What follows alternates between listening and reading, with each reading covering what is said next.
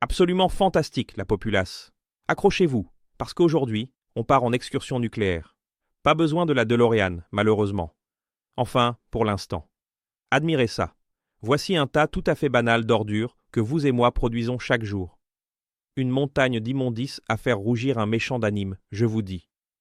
Et là, le cousin sinistre et mystérieux de ces déchets, les déchets nucléaires qu'un charmant humain génère en une année.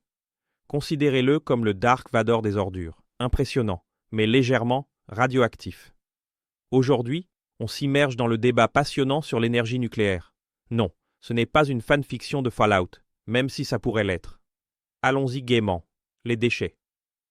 Les êtres humains produisent tellement de cochonneries qu'on pourrait les exporter vers les lunes de Saturne.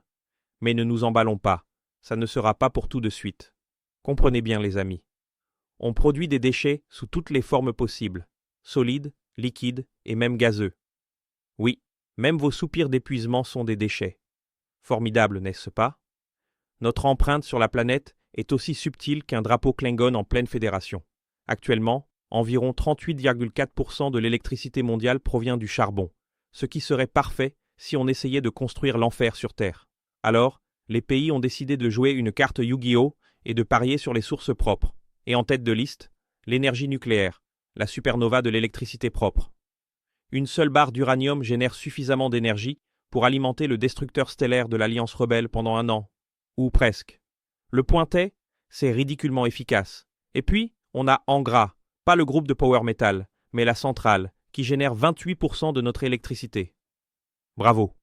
Bien sûr, tout est formidablement efficace jusqu'à ce qu'on réalise que le sous-produit est des déchets nucléaires.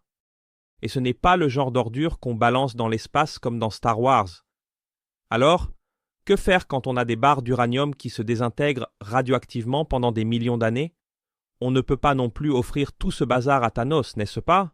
Quel dommage. Alors, arrive la Finlande. Ils construisent un bunker anti-zombie à 420 mètres sous terre, affectueusement surnommé Onkalo.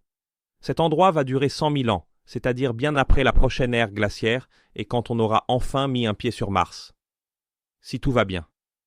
La morale de l'histoire est, les déchets nucléaires ont besoin d'une solution infaillible pour que, dans 15 000 ans, n'importe quel extraterrestre ou humain survivant ne confonde pas ça avec le bouton de reset de l'univers, parce que ça serait ballot. Si vous avez aimé cette vidéo, ne soyez pas timide comme Frodo. Commentez, abonnez-vous et likez pour que l'algorithme ne nous enterre pas, comme ils l'ont fait avec les bibliothèques d'Alexandrie. À la prochaine, les gens. Et souvenez-vous, dans la science et dans la comédie, le rire est atomique.